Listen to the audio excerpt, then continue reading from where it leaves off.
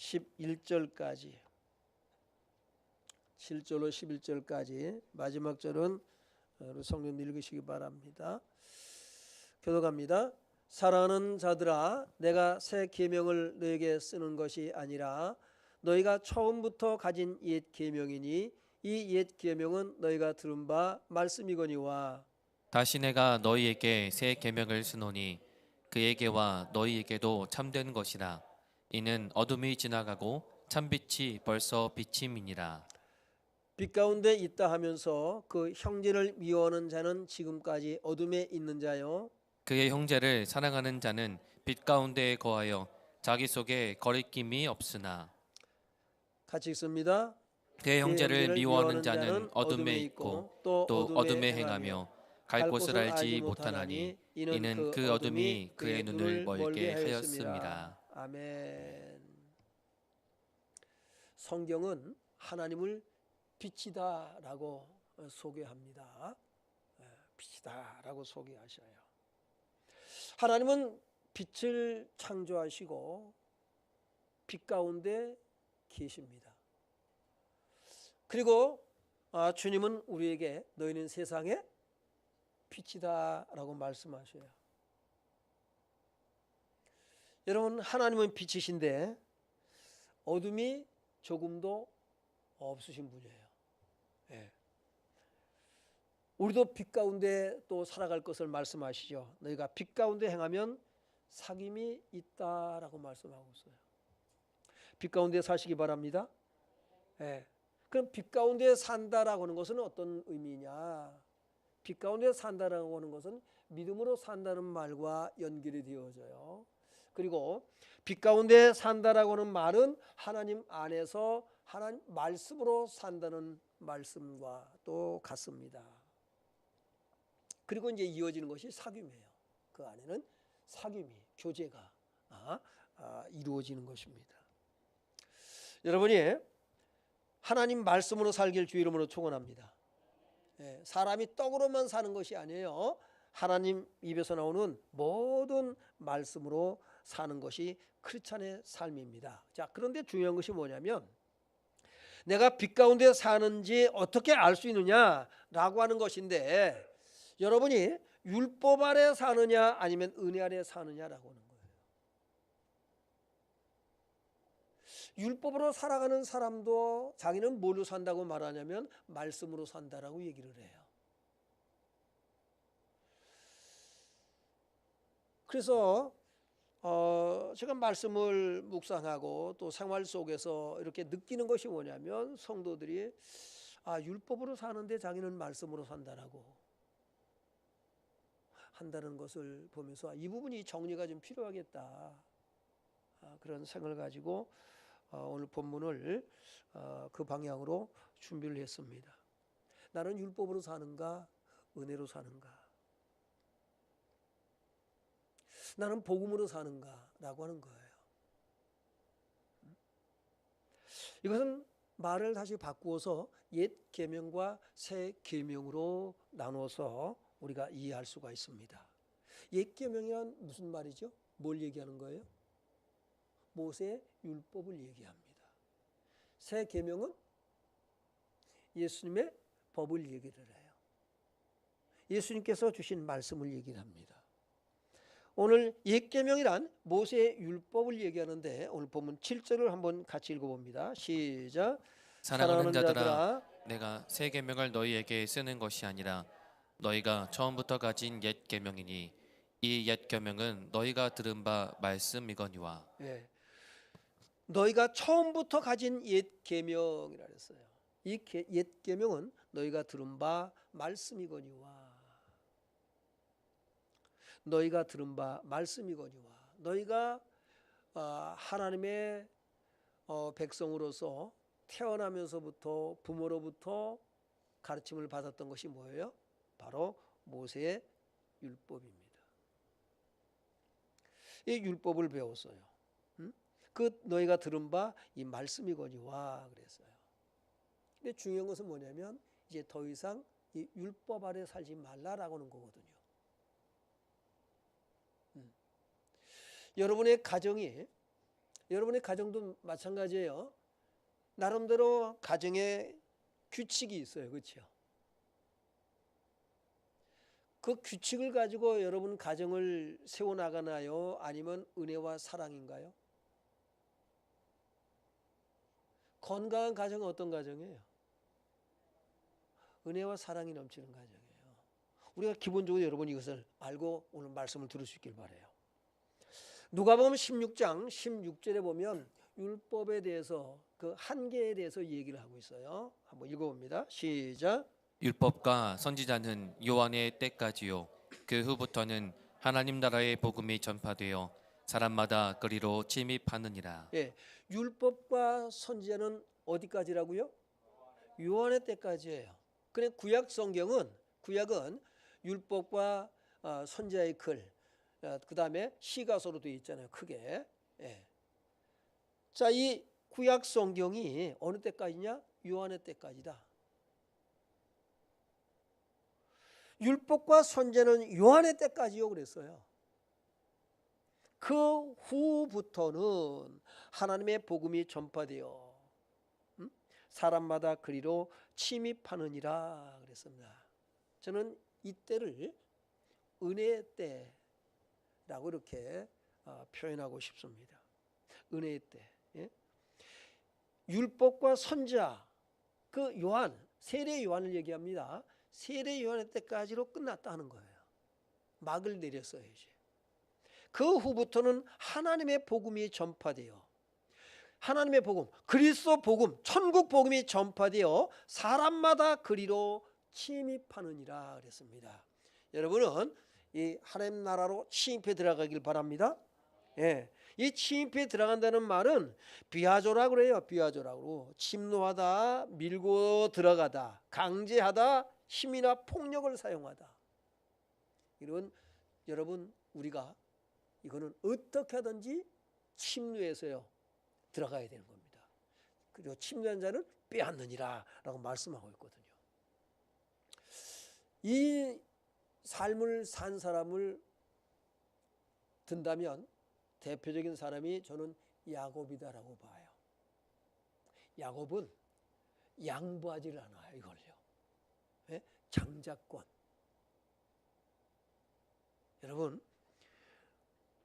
여러분이 착하게만 살지 않길 바라고요. 네? 담대하게 차지할 걸 차지하시기 바랍니다. 다른 건 다 양보해도 돼요. 그러나 본질에 관한 거는 양보할 수가 없는 거예요. 뒤로 물릴 수가 없는 거예요. 장자권은 여러분 이게 양보하고 안 하고 이런 문제가 이거는요 어떻게든지 내 것으로 만들어야 되는 거예요. 예, 그 삶을 보여준 사람이 바로 야곱이에요. 여러분 천국을 양보하지 않길 바랍니다. 침노에 들어가야 되는 거예요. 이거는 어떻게든지 내가 찾아야 되는 거예요. 세례 요한의 때까지 여러분 이제 구약 율법과 선지자 시대는 끝났다. 이제는 새로운 시대, 그 시대 이후부터는 하나님의 복음이 전파되어 사람마다 그리로 침입하느니라 그랬어요. 그리로 침입하느니라. 이거는 신분 여하를 떠나서 여러분의 지위 고하를 떠나서 여러분이 어떤 상황, 어떤 상태에 놓였든지 간에 그게 중요한 것이 아니에요. 이거는 누가 됐든지 간에 어떤 신분을 가졌든지 간에 어떤 형편과 처지에 있든지 간에 이것은 여러분 침노에 들어가야 되는 거예요. 아 나는 문둥병자라. 여러분 문둥병자들은 이 나병 환자들은 성소에 들어갈 수가 없어요. 절뚝발이 또 눈먼 소경 이 맹인들이 들어갈 수가 없어요. 성소에는 지성소에는 누가만 들어가요? 대제사장만 들어가요. 그런데 여러분 하나님 나라는 아무나 들어갈 수가 없어요. 그런데 여러분 들어갈 수 있는 기회가 주어졌어요. 그것이 뭡니까요? 예수 그리스도 십자가의 죽으심과 부활을 통해서 우리가 들어가요. 그리고 침례에 들어가야 되는 거예요. 여러분 율법 아래 있지 않기를 주 이름으로 축원합니다. 자꾸 율법으로 돌아가지 마세요. 예수를 믿으면서도 자꾸 율법으로 돌아가. 히브리서 8장 7절을 봅니다. 율법에는 한계가 있어요. 시작. 저 첫 언약이 무음하였더라면 둘째 것을 요구할 일이 없었으리니와 8절. 그들의 잘못을 지적하여 말씀하시되 주께서 이르시되 볼지어다 날이 이르리니 내가 이스라엘 집과 유다 집과 더불어 새 언약을 맺으리라. 네. 첫 언약이 무음하였더라면 둘째 것을 약속하지 않았을 거예요. 첫 것이 뭡니까요? 율법이에요. 모세 율법입니다. 내가 유다 집과 더불어 이스라엘 집과 유다 집과 더불어 새 언약을 맺으리라 그랬어요. 새 언약. 13절 봅니다. 시작. 새 언약이라 말씀하셨음에 첫 것은 낡아지게 하신 것이니 낡아지고 쇠하는 것은 없어져 가는 것이니라. 그럼 새 언약은 뭘까요? 예수 그리스도 복음을 얘기를 해요. 이 새 언약. 이것을 하나님은 약속하고 계십니다. 그래서 히브리서 10장 1절 읽어봅니다. 시작. 율법은 장차 올 좋은 일의 그림자일 뿐이요 참 형상이 아니므로 해마다 늘 드리는 같은 제사로는 나오는 자들을 언제나 온전하게 할 수 없느니라. 네, 율법은 장차 올 좋은 일의 그림자예요. 실체가 오면 더 이상은 이 그림자는 필요가 없는 거예요. 그래서 여러분이 율법 아래 이제는 살면 안 돼.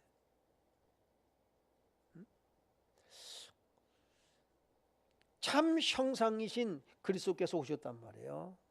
자, 10장 9절 또 봅니다. 시작. 그 후에 말씀하시기를 보시옵소서 내가 하나님의 뜻을 행하러 왔나이다 하셨으니 그 첫째 것을 폐하심은 둘째 것을 세우려 하심이라. 첫째 것은 이제 폐했어요. 끝. 그동안 수고했다. 여기까지야. 끝난 거예요. 그래서 갈라디아서 3장 23절 봅니다. 시작. 믿음이 오기 전에 우리는 율법 아래에 매인 바 되고 계시될 믿음의 때까지 갇혔느니라. 네, 믿음이 오기 전, 다시 말해서 그리스도 복음이 오기 전, 그 전까지는 율법 아래 매인 바 되어 계시될 믿음의 때까지 갇혔어요. 뭐예요? 감옥과 같은 생활을 한 거예요. 지옥 같은 생활을 한 거예요. 율법 아래서.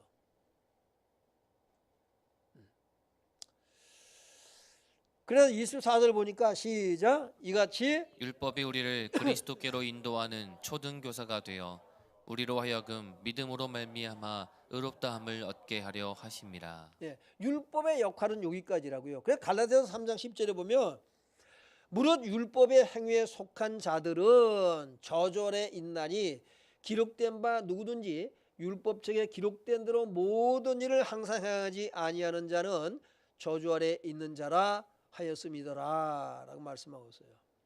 율법의 행위에 속한 자들은 어디에 있다고요? 저주 아래 있단 말이에요.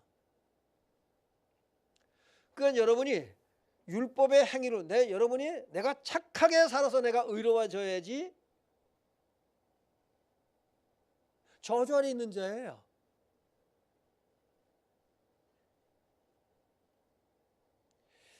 여러분이 의로워지는 것은 예수님의 십자가의 보혈의 공로인 줄로 믿습니다. 예수님의 피가 우리를 죄에서 우리를 의롭다라고 해주시는 거예요. 십자가의 공로예요. 우리가 행위가 바라서 그래서 내가 의로워지는 것이 아니다라는 겁니다. 그런데 어찌하여서 자꾸 율법으로 돌아가느냐라고 하는 거예요. 율법은 여러분 율법 아래에 있는 자는 저주 아래에 있어요. 그 율법이 자기 아래에 있는 자들 향해서 뭐예요? 너 내 아래에 있으면 죽어. 그러면서 어떻게 해요? 어디로 가라 그래요? 예수께로 인도하는 초등 교사라 그랬잖아요. 율법은 너 나한테 있으면 너 죽는다. 이거 가르치는 거예요. 그게 어디로 도망가라? 예수께로 빨리 가. 이게 율법의 사명이에요. 그래서 예수께로 인도하는 초등 교사가 되어 우리로 하여금 믿음으로 말미암아 의롭다함을 얻게 하려 함이라. 그러니까는 무슨 얘기냐면 초등 교사라고 하는 것은 아이를 갖다가 여러분 우리가 이제 처음 아이가 취학을 하게 되면 어떻게 합니까요? 알아서 학교 가요? 어떻게 해요? 꼭 데리고. 옛날에는 참 콧수건을 꼭 달아줬어. 옛날에는 웬 코를 그렇게 많이 흘렸나요? 지금 애들은 코 안 흘리는 것 같아요. 옛날에는 참 코를 많이 흘렸어요. 그래서 보면 소매가 어때요? 예, 반질반질해요. 이게 이제 경험해 보신 분들은 이제 얘기죠. 예, 반질. 왜요? 코가 나면 어떡합니까요? 그렇죠. 그냥 하니까 이게 닦고 또 닦고 닦고 또 닦고 새카매가지고 반질반질해. 예, 윤이 나요, 윤이 나. 그래서 학교 갈 때 콧수건을 달아줘요. 콧수건. 아이를 갖다가 학교까지 데려다 줘요. 끝날 때 되면 또 어떡해요? 가서 이제 데리고 와요. 이게 이제 초등교사. 예? 이 역할을 옛날에는 누가 했냐면 노예들이 했단 말이에요. 주인의 자식들을 갖다가 학교 데려다주고 데려오고, 예? 노예들이 했어요. 바로 율법은 바로 이런 노예와 같은 역할을 했다. 이제 네 사명 거기까지다 하는 거예요. 왜? 약속의 자손이 오시기까지만 했을 거니까. 그래서 세례 요한의 때까지 끝나는 거예요.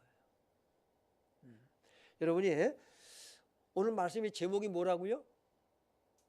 내가 빛 가운데 사는 것을 어떻게 알 수 있는가? 내가 착하게 사니까 빛 가운데 사는 거야. 난 말씀대로 살잖아. 그런데 율법으로 사는 사람이 많단 말이에요.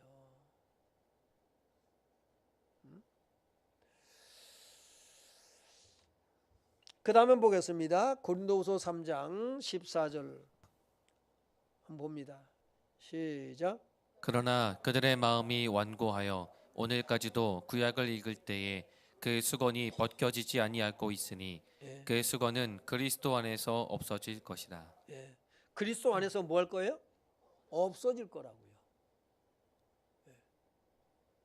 그리스도 안에서 없어질 것 아래 어째서 우리가 살아가냐 말이에요. 가정도 법 때문에 살면 가정이 힘들어요.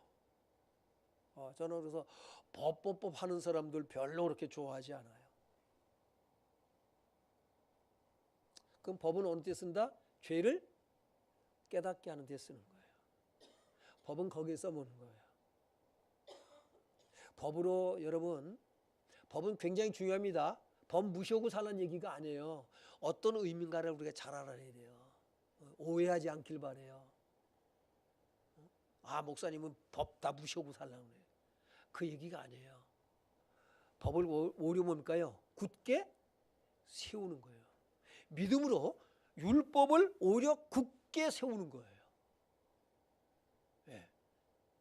그 본질을 우리가 본질로 들어가야 된다 하는 말씀을 여러분에게 드리고 싶은 거예요. 그 다음 보겠습니다. 고린도후서 3장 15절부터 봐요. 시작. 오늘까지 모세의 글을 읽을 때에 수건이 그 마음을 덮었도다. 예. 수건이 뭐예요? 예? 수건이 그 눈을 덮었어요. 그게 보지를 못해. 율법의 눈이 열려야 돼요. 그걸 보지 못하면은 율법 아래 살아요. 그 대표적인 사람이 누굽니까? 예? 바울이에요. 그 다음 보겠습니다. 16절 17절까지 봐요. 시작. 그러나 언제든지 주께로 돌아가면 그 수건이 벗겨지리라. 예. 예수께로 왔더니 그게 벗겨지는 거예요. 이제 이게 바울이에요. 그가 율법을 철저하게 지키려고. 그래서 그는 뭐라고 그래요? 내가 율법으로는 흠이 있다고 그래요? 없다고 그래요?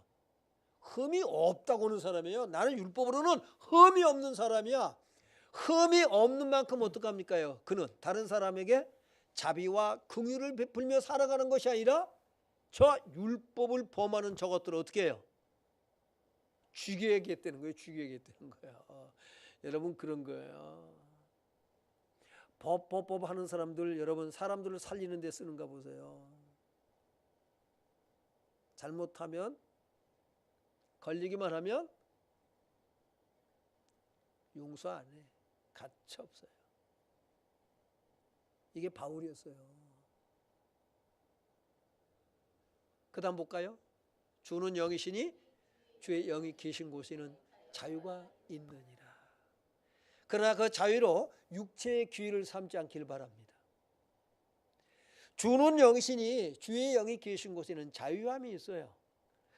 전에는 율법의 메인바디여서 율법 아래서 전전긍긍하면서 살았는데 이제는 예수를 만나고 나니까 여러분 율법을 범할 이유가 없어지는 거예요.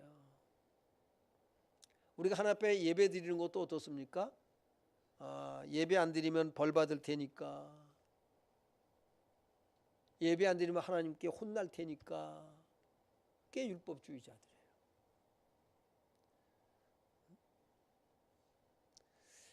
내가 예배를 오늘 드릴 수도 있고 안 드릴 수도 있어. 그런데 어떡합니까요? 하나님이 주신 은혜가 감사해서 예배가 기다려지고 기쁨으로 나와서 하나님을 찬송하며 예물을 드리고 예배 말씀을 듣고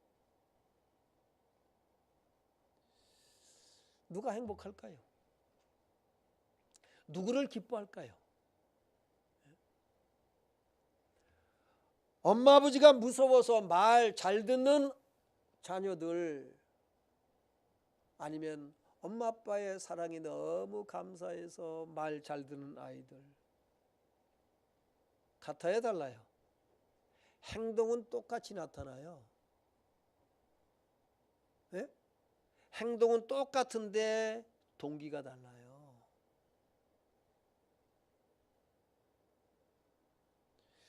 여러분 이거를 바울이 깨달은 거예요. 이 율법주의자 바울이. 그래서 그가 말하는 거예요. 수건이 가려져서 율법으로 말미암아 이게 눈이 가려져 가지고 볼 걸 보지 못했어요. 근데 눈꺼풀이 벗기고 나니까 눈에 이렇게 딱지가 씌었었잖아요. 그 소경됐잖아요. 이게 바울이에요. 그 꺼풀이 떨어지고 나니까 여러분 제대로 이제 율법에서 복음을 발견하는 거예요. 그래서 율법주의자가 복음주의자가 됐어요. 눈이 열려야 돼요. 저와 여러분의 눈이 시간이 갈수록, 세월이 갈수록 성경에서 눈이 열려서 그리스도 복음을 볼 수 있길 바랍니다. 구약에서 예수를 봐야 되는 거예요. 그래서 이게 바울입니다. 그게 감격 가운데 살아간단 말입니다. 자꾸만 율법으로 돌아가면 안 돼요. 그러면 자기 자신도 신앙생활이 힘들어. 그 다른 사람들이 힘들게 해요. 그 답답한 거예요. 주님은 우리에게 새 계명을 주신 걸 믿길 바랍니다. 경험할 수 있길 바랍니다. 그 새 계명이 뭘까요? 그러면 이 계명과 새 계명을 얘기했어요. 8절 봅니다. 시작. 다시 내가 너희에게 새 계명을 쓰노니 그에게와 너희에게도 참된 것이라. 이는 어둠이 지나가고 참빛이 벌써 비침이니라. 어둠이 지나가고 그랬어요. 율법 아래 있다라고 하는 것은 어둠 가운데 있는 거예요. 다시 말해서 뭐냐? 죄악 가운데 있는 거예요. 죄악 가운데. 옳으냐 그러냐 맞냐 안 맞냐, 내가 착하게 사는 만큼 여러분이 나는 하나님 말씀대로 살아, 그래서 나는 예배도 모든 예배 다 참여를 하고 나는 기도를 일주일에 기도도 참 많이 하고 성경도 나는 매일매일 읽고 그런 만큼 힘들어. 나는 그래서 이렇게 나는 신앙생활을 잘하는 사람이야. 이런 자부심과 긍지를 가지면 가질수록 다른 사람은 힘들게 합니다. 자기 의를 어디에 뒀어요? 자기의 행위에 뒀어요. 내가 착한 만큼 다른 사람을 괴롭혀요. 나는 성경대로 살잖아. 뭐 하지 말라. 그래서 나는 안 해. 숨 막혀요.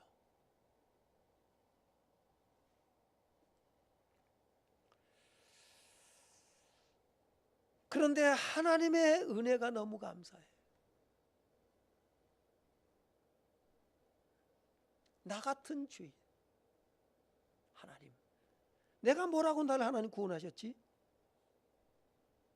이 은혜가, 이 사랑이, 하나님의 자비와 긍휼이 여러분에게 충만하게 임하시길 주 이름으로 축원합니다.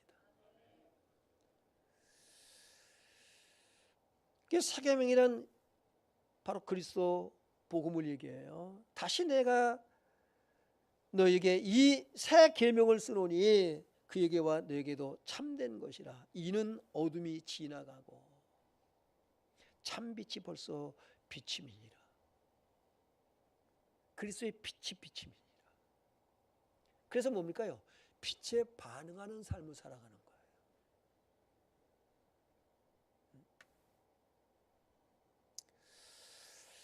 그리스도 복음의 빛에 반응하는 거예요. 그 빛이다라고 하는 것은 어떻게 나타날까요? 그러면 이거는 여러분 햇빛을 얘기하는 것이 아니에요. 우리가 불빛 아래 살아가요. 그러나 오늘 정말로 참 빛, 하나님은 빛이라는데, 그럼 하나님은 빛이라고 하는데 그러면 그 빛이라고 하는 것을 어떻게 표현할 수 있을까요? 사랑이에요, 사랑. 그래서 하나님의 본질은 뭐라고 그러죠? 사랑이라 그랬죠. 빛이란 뭐냐? 하나님의 빛이다라고 하는 것은 하나님의 긍휼이에요. 하나님의 긍휼을 가진 사람에게서 우리는 뭘 보냐면 빛을 보는 거예요. 그래서 너희는 세상의 빛이다라고 말씀하는 거예요.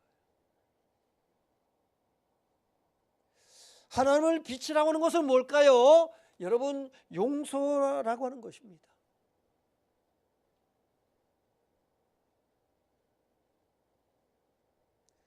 여러분, 사람은 빛을 의지해서 살아가요.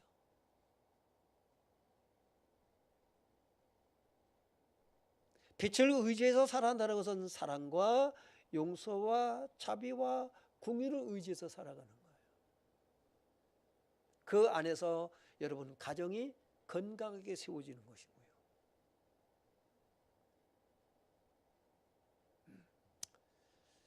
하나님은 빛이시고요. 우리가 내가 빛 가운데 살아가는 것을 여러분이 내가 빛 가운데 사는 거구나 오늘 확인할 수 있길 바랍니다. 그냥 말씀으로 산다, 틀리는 말은 아니에요. 그러나 좀 더 깊이 들어가 보면 또 나눠지기 때문에, 율법과 복음으로 나눠지기 때문에요. 어떤 목사님이 죽었어요. 죽었는데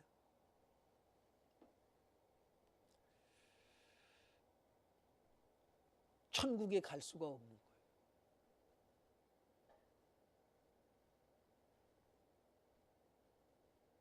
자기가 한 게 없더래요. 목사인데. 무엇을 거기서 봤냐면은 이 하나님의 사랑과 용서와 자비와 긍휼이 제 속에 없더라는 거예요. 자기 속에. 설교로는 이렇게 해라 저렇게 하라라고 설교는 했는데 자기 속에 하나님의 사랑과 용서와 자비와 긍휼이 제 속에 없더래요. 자기 속에.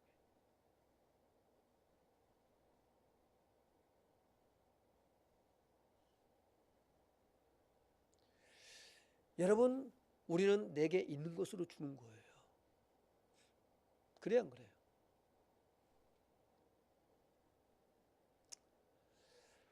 은과 금은 내게 없거니와 그러잖아요. 내게 있는 것으로 내게 주노니.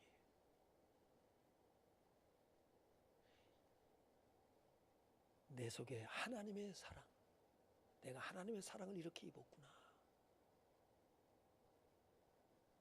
설교는요, 설교하는 목사는 이 설교가 누굴 향했느냐? 첫 번째가 제 자신이에요. 그리고 제가 여러분에게 선포하는 설교는 이렇답니다라고 소개하는 것이 아니라 내가 만난 예수예요.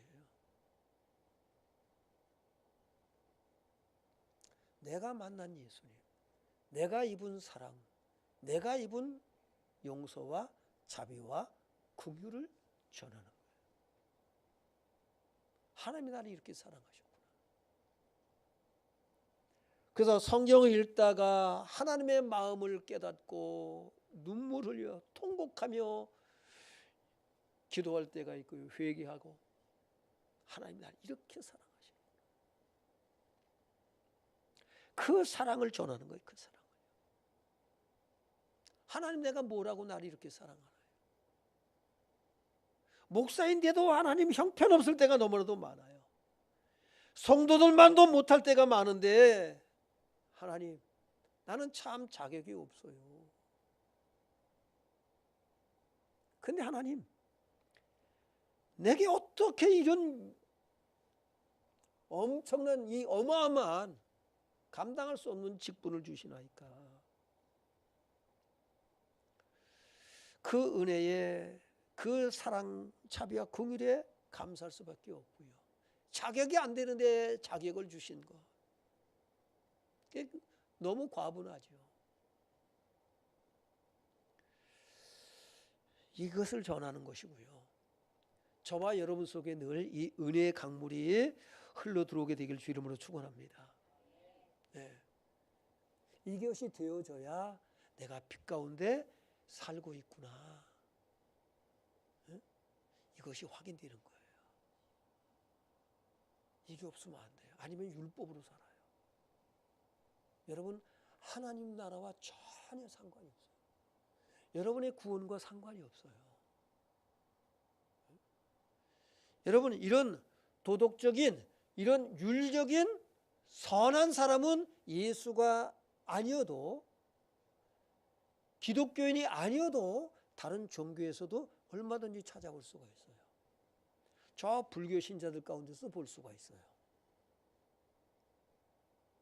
그래서 사람들이 혼란스러운 거예요. 헷갈리는 거예요. 착하게 사는데 왜 천국 못 가요? 누가 그런 말을 해요? 예수 믿는 여러분이 그런 말을 질문한단 말이에요. 목사님, 그 사람 불교 신자지만 참 착하게 살아요. 누가 봐도요. 인정합니다. 중요한 건 뭐냐면 하나님의 사랑, 용서와 자비의 긍휼의 강물이 흘러 들어와서 그 은혜에 반응하느냐라고 하는 거예요.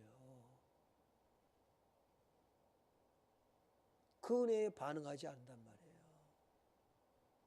구원이란 하나님의 사랑에, 긍휼에, 용서에 반응하는 삶이에요. 이게 구원이에요. 그래서 예수 그리스도가 아니고는 구원의 길이 있어요, 없어요? 없는 거예요. 잘 알아야 돼요. 네? 그렇지 않으면 계속해서 헷갈려요. 우리는 은혜로 구원받은 줄을 믿습니다. 긍휼로 구원받았습니다. 그거에 반응하는 거예요. 그래서 나한테 잘못한 사람도 용서할 수 있고 용서가 잘 안 되죠. 용서할 때까지 내가 괴로운 거예요. 그래서 용서하라. 내 형제가 잘못하거든 용서하라. 누굴 위해서 용서하라고 그래요? 너 자신을 위해서야. 그런 거예요. 내가 널 용서하지 않았냐? 너도 그러니까 용서해봐. 내가 너를 불쌍히 여겼잖아. 너도 불쌍히 여겨봐. 그래서 구원은 다른 이로서는 구원을 받을 수 없나니 천하 인간에 구원을 받을 만한 다른 이름을 주신 일이 없는 거예요. 잘 아셔야 돼요. 헷갈리지 마세요. 로마서 1장 2절에 한번 봅니다. 로마서 8장 1절 2절 시작. 그러므로 이제 그리스도 예수 안에 있는 자에게는 결코 정죄함이 없나니 이는 그리스도 예수 안에 있는 생명의 성령의 법이 죄와 사망의 법에서 너를 해방하였음이라. 예, 이 긍휼의 법, 사랑의 법, 은혜의 법, 용서의 법, 관용의 법, 이 너그러움의 법이 죄와 사망의 법, 죄와 사망의 법은 율법을 얘기해요. 우리를 해방시킨 줄로 믿습니다. 다른 일로서는 여러분 해방받을 수가 없어요. 누구도 우리를 이 죄와 사망의 법에서 해방시킬 수 없습니다. 오직 예수 그리스도인 거예요. 그러니까는 다른 종교에도 구원이 있다? 없어요. 미안하지만 속지 마세요. 인간의 논리에 속지 마세요. 오직 예수 그리스도만이 구원이에요. 자, 좋은 게 좋은 거다. 아유, 그럴듯하잖아요. 서로 인정하면서 얼마나 멋있어요.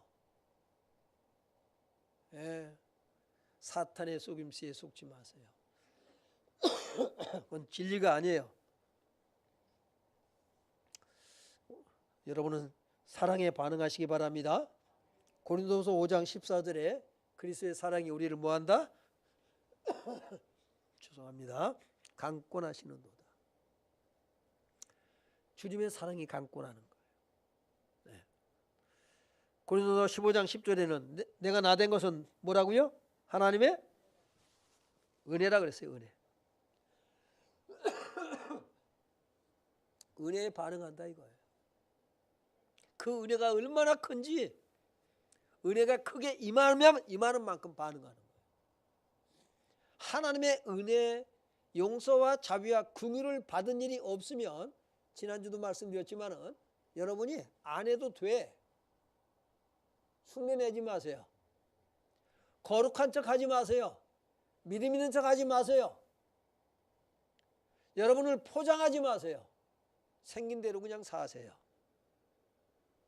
그러나 하나님의 은혜가 내게 임한 게 분명하다면 은혜에 반응할 줄 아시기 바랍니다. 우리는 은혜에 반응해야 돼요. 빛을 감추지 마세요. 그분의 빛, 여러분에게 비추었어. 그거 여러분 말 아래 두지 마세요. 우리는 밝혀내줘야 돼요. 너희는 세상의 빛이라 그랬어요. 하나님은 우리에게 이 은혜 주셔서 우리를 통해서 세상이 밝아지길 원하셔요. 대한민국이 지금 어두워요. 왜 그럴까요? 그리스도인들이 빛을 못 받았던지 받은 빛을 감춰버려. 말 아래 가둬버려요. 말로 다 씌워버려.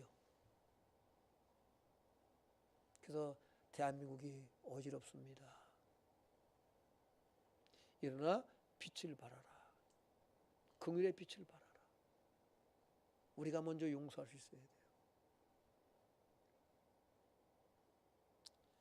이 나라 법은 용서라는 게 없어요. 걸렸다면 죽는 거야. 그래서 뭡니까요? 오늘 그리스도의 법이 절실하게 필요한 거예요. 사람들은 용서에 목말라 살아요. 그런데 용서할 줄은 몰라요.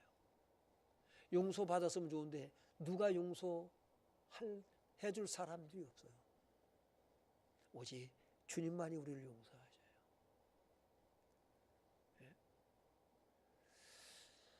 복음이 빛이 절실하게 필요한 시대 가운데 우리가 살고 있어요. 빛에 목말라 있는 사람들, 진리에 목말라 있는 사람들에게 여러분 부지런히 전하십시오. 빛을 발하십시오. 죄와 사망의 법에서 해방시키는 역사를 여러분이 감당할 수 있길 주 이름으로 축원합니다. 네. 요한복음 13장 34절로 35절 읽어봅니다. 시작. 새 계명을 너희에게 주노니 서로 사랑하라. 내가 너희를 사랑한 것 같이 너희도 서로 사랑하라. 너희가 서로 사랑하면 이로써 모든 사람이 너희가 내 제자인 줄 알리라. 아멘. 그냥 사랑하라고 하지 않으셨어요. 내가 주는 계명은 뭐냐? 내가 너희를 사랑한 것 같이요. 옛 계명은 뭐예요? 네 이웃을 네 몸과 같이 사랑하라예요. 새 계명은 내가 너희를 사랑한 것처럼 해요. 내가 너희를 용서한 것처럼, 내가 너희를 오래 참은 것처럼, 내가 너희를 관용을 베푼 것처럼 너희도 그렇게 해봐라 하는 거예요. 그래서 그리스도의 사랑이 전달되는 거예요. 그러면 세상은 여러분 밝아집니다. 살기 좋은 세상이 되어져요. 대한민국 법을 100번 뜯어 고쳐보세요. 달라질까요? 안 달라집니다.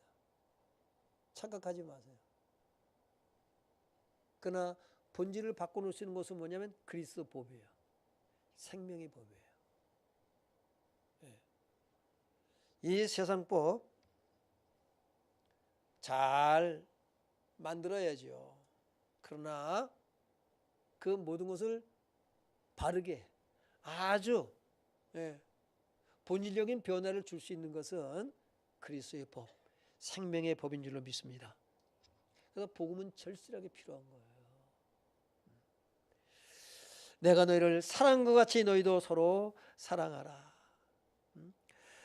에베소 4장 30절에 서로 친절하게 하며 불쌍히 여기며 서로 용서하기를 하나님이 그리스도 안에서 너희를 용서하신 것 같이 뭐하라고요?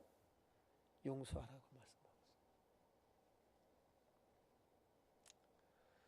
그러면 대한민국은요 정말 멋진 나라가 되는 거죠. 이것이 하나님의 나라인 거예요. 오늘 다시 본문으로 돌아갑니다. 9절 봅니다. 9절 시작. 빛 가운데 있다 하면서 그 형제를 미워하는 자는 지금까지 어둠에 있는 자요. 여러분 어디에 있어요 지금 보세요. 나는 빛 가운데 있는가 어둠 가운데 있는가. 왜 미워합니까? 율법의 눈으로 보니까 미워진 거예요. 그래서 복음으로 내가 미움의 대상이에요. 그런데 하나님이 나를 미움의 대상인 나를 사랑하셨어요. 하나님이 세상을 이처럼 사랑하사. 여러분 우리는 이것을 생각해야 됩니다. 다른 사람과의 관계 속에서 우리가 끊임없이 들켜져야 돼요. 내가 얼마나 복음하면서 율법적인가. 참 제가 복음을 많이 얘기하잖아요. 끊임없이 복음을 얘기하잖아요. 그러면서 제 자신을 돌아볼 때가 많아요. 긴장하면서요. 복음을 말하는 나는 정말 복음적인가. 바울이 그런 말을 합니다. 내가 남에게 전파한 후에 내가 버림을 받을까 두렵다라고 합니다. 바로 그겁니다. 복음을 가장 많이 말하는데 내가 오히려 복음적이지 못하지는 않은가. 내가 믿음이 있는가 내 자신을 돌아보는 거야. 내가 그리스도 안에 있는가. 주님의 용서와 사랑과 자비와 긍휼이 내 속에 있는가.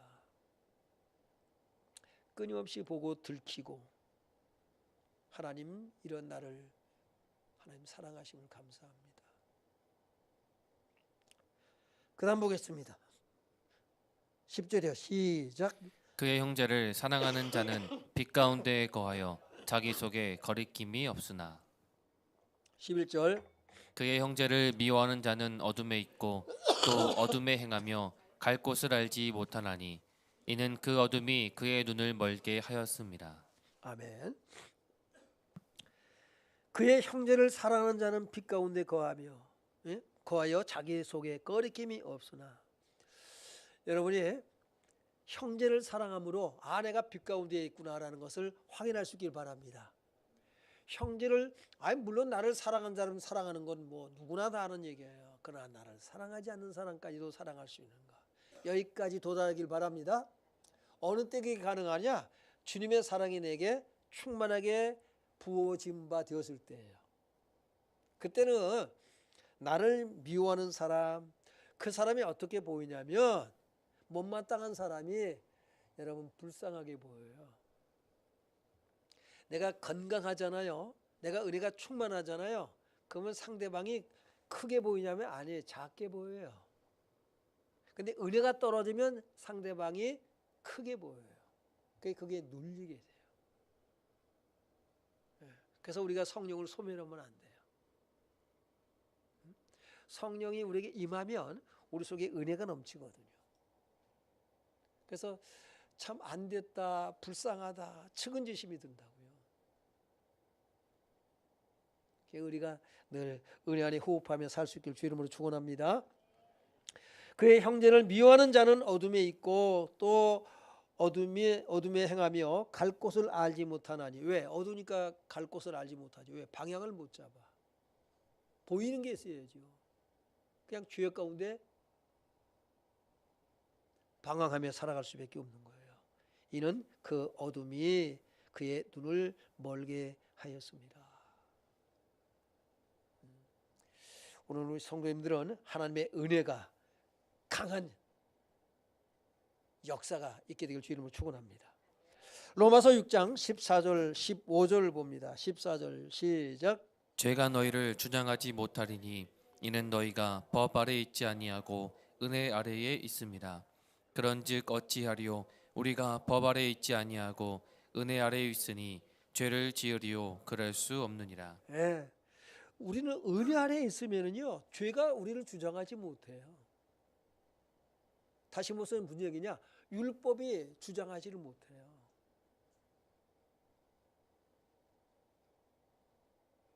율법을 했으면 자꾸 사람을 판단하게 돼요. 정죄하게 되고요. 비판적인 거예요. 은혜 아래에 있으면은 그런 마음이 없어져요.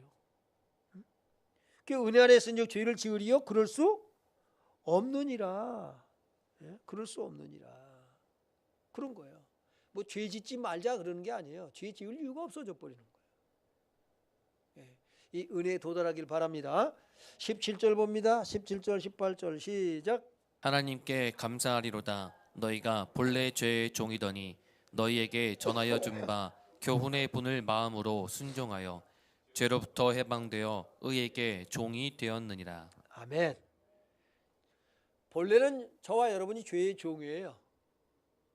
근데 이제는 죄에서 벗어난 줄로 믿습니다. 이제 죄에서 벗어나서 해방됐어요. 이는 죄의 종이 아닙니다. 누구의 종이다? 의의 종이다 라고 말씀하고 있어요. 그 다음에 23절 보겠습니다. 시작. 죄의 삭은 사망이요 하나님의 은사는 그리스도 예수 우리 주 안에 있는 영생이니라. 아멘. 그래서 갈라디아서 5장 22절로 23절을 봅니다. 시작. 오직 성령의 열매는 사랑과 희락과 화평과 오래 참음과 자비와 양선과 충성과 온유와 절제니 이 같은 것을 금지할 법이 없느니라. 옆분들에게 성령으로 삽시다. 용서하며 삽시다. 그냥 용서해야지 그러면 이제 그게 다시 율법으로 가는 거예요.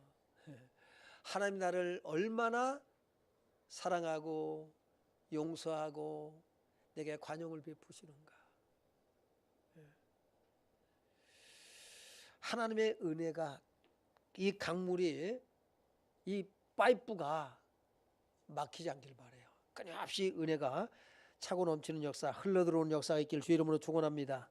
요한일서 3장 14절 말씀으로 오늘 말씀을 마무리하겠습니다. 읽어봅니다. 시작. 우리는 형제를 사랑함으로 사망에서 옮겨 생명으로 들어간 줄을 알거니와 사랑하지 아니하는 자는 사망에 머물러 있느니라. 아멘. 우리 시간 찬양합니다. 다 표현 못해도 우리 하나님의 사랑을 여러분이 다 표현할지 몰라도